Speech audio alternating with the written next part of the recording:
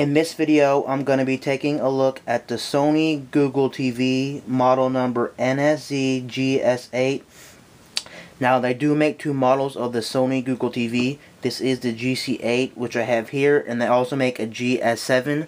The main differences between the GS7 and the GC8 is the one that I have here, which is the GC8, does have a microphone on the remote control, unlike the GS7, which doesn't have a microphone on the remote control. So really, you're just sacrificing that microphone on the remote control. So if you can't get the GS7, you can probably get it a little bit cheaper than this box. But overall, they're pretty much the same box. You're just getting the upgraded remote control on the newer model. Now, this model, the GS8, did come out summer of 2013, so it's not too old of a box. This box will run you $199 if you would like to pick this up. So this box is a little bit pricey. I seen it go all the way from $99 all the way up to $199. So just look around if you would like to pick this box up. Now, basically, what this box does, you connect it to your big screen TV via HDMI, and you can stream services like YouTube, Netflix, Pandora, all straight to your big screen TV. Now, something the Google TV does a little bit differently than the Roku box or the Apple TV or the Chromecast is that it's supposed to bring you the best of both worlds. What I mean by that is it's supposed to let you watch TV and internet TV at the same time, basically. So you can watch like YouTube and watch the regular television at the same time, or watch Netflix and watch the regular television at the same time. This is supposed to go in between your cable box and your TV, basically. So you plug in your cable box into this box, and then you run this box straight to your TV, and then you can when you're supposed to turn this on to be like your main box when you turn on, and then you can watch TV and you can watch internet TV at the same time. Now, this is what the box looks like. It's a little bit big, but not too big. There's what it looks like. It is a glossy finish on the front, so it will contract fingerprints. You just have to wipe that down. Now, this box is made by Sony. They do make other Google TVs by other companies, but this is the one I have, the one by Sony. And I'm going to go ahead and show you what the ports look like on the box. So here's what the box looks like. It does say Sony on it, and it is a high gloss material, so it'll probably get a lot of fingerprints, but you can always wipe that down. Now, on this side, you do have a lot of vents for the fan, because it does have to use a fan to power this up. And on this side, you do have another fan, another air vent for some more fans. Now, I forgot to mention that this is actually running Android operating system, because it is powered by Google TV. This is running the Android operating system. It is running the latest build of the Android operating system for Google TV. It is running a Honeycomb. It was speculated that we were supposed to get Jelly Bean for the Google TV, but so far I haven't really seen that, and it hasn't really came out. So this is still what it used to be in 2010, 2011. It's still been the same Android operating system on Google TV, which is Honeycomb. So far, it's stayed the same for that many years. So if you have an older Google TV, like the Logitech Review and stuff like that, then it's kind of hard to say that you should pick this one up, because it is running the same interface as it was a long time ago. It is still running that Honeycomb experience on the box. Now over here, it's just flat again. On the back of it, you do got some more vents and the serial numbers and all that stuff, but there it is. Moving to the back of the box, you do got some more ports. I'll go ahead and show you what the ports are. Here's all the ports on the box. Now, you do have an in, so you can take it into your TV to watch it, and you do have an out, so you can plug in your cable box. Now, you don't actually have to have a cable box to make this work. You can just plug it directly into your TV if you just want to use the streaming services, or if you just want to use the Android operating system on your TV. But that's really what it's meant for. It's really to be a box to sit in between your cable box and your TV. That's why there's two. And you can actually put in another device, like if you wanted to put in like a Roku, your Xbox 360, or PS3, and use this box while you're playing your PS3 or Xbox 360, you can. So you don't have to put a cable box in here to run it in here, but that's really what it's made for. And then you got your digital out if you want to hook up more audio, and then you got your IR blaster. Now, this box can control your regular TV, like it can control the volume, and it can control the power. So there is an IR blaster included in the box. I'll show you what that looks like in a little bit. Now this does have an Ethernet port, so you can connect directly to your modem if you would like to do that, but this does have Wi-Fi in it, so you're pretty much good to go. If you don't have a modem sitting right next to this box, you can go the Wi-Fi route. Then you do got 2 USB ports, so you can plug in a USB stick or a USB hard drive if you would like to get more content like movies or videos and stuff or music. You can use the 2 USB ports, and then you do got your AC in to plug it in the wall. Of course, this doesn't run on batteries, so you will have to plug it into the wall. Now this doesn't actually come with a big power brick, so you don't have to worry about finding any space for a big power brick. The main components are in here. You just have to use a little cord like a PS3 that just plugs straight in here and straight to the wall. You don't have any big power supply to worry about. But those are all the ports mainly on the Google TV.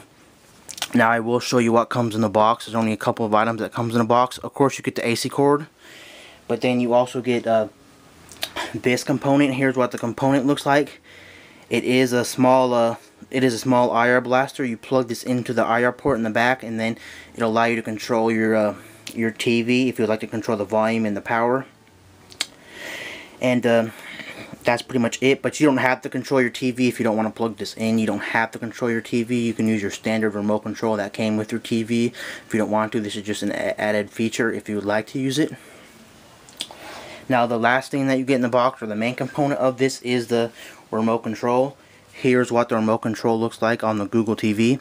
It is fairly big. It's not too big, but it is fairly big. You got your standard controls. You got your TV, because you can control your TV. You can turn it off or on. And then you got your power switch, so you can turn on this box. It does have to be turned off, unfortunately. It's not like the Roku box where you leave it on all the time. It does have to be powered down. Then you got input, because you can change your inputs on your television. Then you got a microphone. Like I said, the GS8 does have a microphone built right on it compared to the GS7, which has no microphone built on.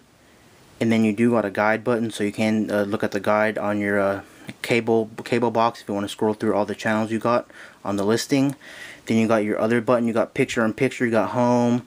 You got a back button. You got your traditional D-pad with a clicky button. You got your back button, and then this spot right here, the little black spot right around here, is a touchpad like a computer, like a mouse basically. When you put your hand over it, it does bring up a little mouse on the screen, or a little cursor on the screen, and you just slide your hand through it and it'll bring up a cursor and you can move around the screen. And this also does click, so you can click stuff on the screen, and it does got rewind and fast forward.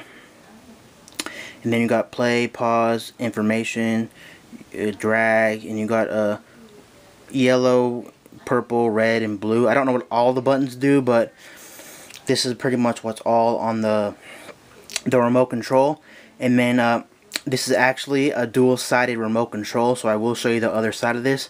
Now on the other side of this, you do got a full working keyboard, because unlike the Roku box or the Apple TV or even the Chromecast, you can search the internet on this. This does have a fully working internet browser, unlike those boxes. That's why you're paying a little bit more. That's why it's $199. So you do get a full keyboard on the back to browse the internet on the Chrome browser. And here it is. Now these aren't too bad to use. They're made out of rubber and they're not too bad to use. I wouldn't say it's the best keyboard, but they're definitely a usable keyboard. It's not nothing totally bad. Now you can go to your TV, and you can go to other features. Now I do think this box is actually a 3D box, so you can watch 3D content, if I do believe. I'm not 100% sure about this, but you can. So there's the keyboard on the back.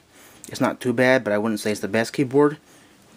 And then right over here, you can actually turn on a backlight. I don't know if you can see in the video, but there is a backlight right there. It is purple. It does work well in the dark, so if you want to use it in the dark with the keyboard, you can. I'll go ahead and turn that off. But there's the keyboard, and that's how you activate that. And that's pretty much all on the keyboard. And this remote control just takes 2 AA batteries. I'll go ahead and show you that. Before I show you the 2 AA batteries and where they go, it does have a volume up and down, because you can control the volume on your TV if you have the IR blaster connected. You can mute the volume, and you can change the channel up and down. Now, if you don't have a cable box, you can use the volume to control your TV.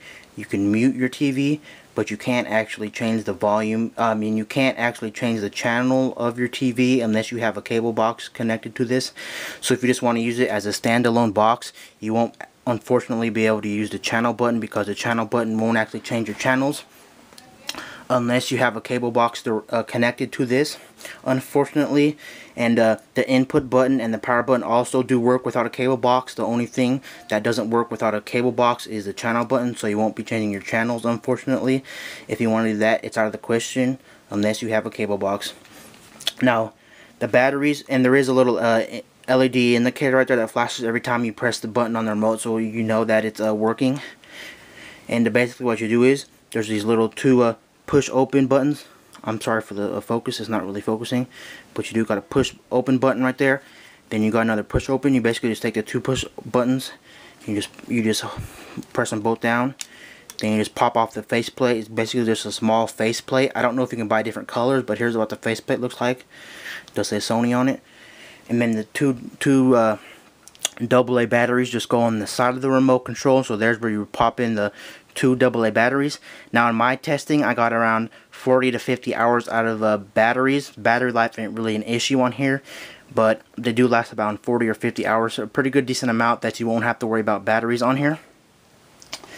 And you just pop on the plate like this. It's not too tricky to get on, but it does take a little time, especially if you put it on backwards. Now I think this remote does run on Bluetooth, if I do believe, so you don't have to like be in line of sight if you want to use this remote control to the box. You don't have to have it directly in your line of sight if you want to use it, because I think it does work off of Bluetooth. Now, I won't be showing you the main interface of this box in this video. I will be having a part 2 if you would like to see